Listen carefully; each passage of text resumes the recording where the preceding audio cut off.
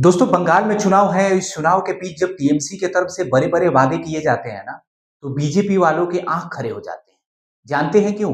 आखिरकार टीएमसी ने एक ऐसा स्कीम लेके आया है, जिसके वजह से बीजेपी तिलमिला गई है। चुनाव को वो प्रोपेगेंडा के तहत जीतना चाहती है बीजेपी।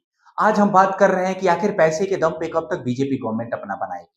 जैसा कि आप लोगों ने देखा होगा कि बिहार में पैसे के दम पे सरकार बनाती है बीजेपी और जदयू मिलके। वैसे ही असम में भी किया जा रहा है। दोस्तों चुनाव के डेट आने के बाद असम में स्कीम के तहत पैसे बांटे जा रहे हैं। दोस्तों जैसे कि बिहार में 10-10 हजार जीविका को दिया गया, वैसे ही स्कीम असम में भी यूज किया जा रहा है। और सेम ऐसे ही स्कीम दोस्तों बीजेपी बंगाल में लाना चाहती थी, लेकिन गैरतलब है कि बंगाल में बीजेपी की सरकार नहीं है। और जब बीजेपी की सरकार नहीं है, वहां पे सरकार है टीएमसी की, तो आखिर टीएमसी के भी नेता जान ही रहे हैं कि जब पैसे दे के चुनाव जीतने हैं, तो वो भी पैसे दे के चुनाव क्यों नहीं जीते। दोस्तों ममता बनर्जी की तरफ से एक बहुत बड़ा स्कीम आता है। वो स्कीम के बारे में हम थोड़ी-सी बात करते हैं।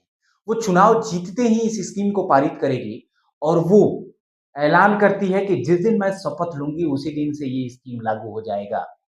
दोस्तों इस वक़्त की सबसे बड़ी खबर आ रही है कि क्या इस स्कीम के बाद ममता बनर्जी फिर से सरकार बनाएगी?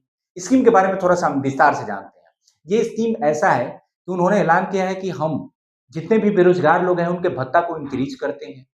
और जनरल कास्ट के महिलाओं को ₹1500 भत्ता देंगे और उसके बाद एसटी, एसटी और ओबीसी के महिलाओं को वो ₹1700 का भत्ता देंगे। ये देखने के बाद महिला वोटर को लुभाने की कोशिश टीएमसी की तरफ से बहुत ज़्यादा किया जा रहा है। हालाँकि देखना है कि इसका रिज़ल्ट और परिणाम क्या होता है।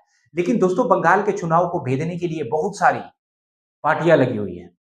बीजेपी की तरफ से अलग-अलग दावे किए जाते हैं, टीएमसी की तरफ से अलग-अलग दावे किए जाते हैं। लेकिन इस दावों के बीच देखना दिलचस्प रहेगा कि आखिरकार ये मुकाबला कौन जीतता है। असम में तो देखने वाली बात है दोस्तों, पैसे वितरण करके वहाँ से चुनाव बीजेपी जीत जाएगी। लेकिन बीजेपी का चारा बंगाल में नहीं चल रहा है।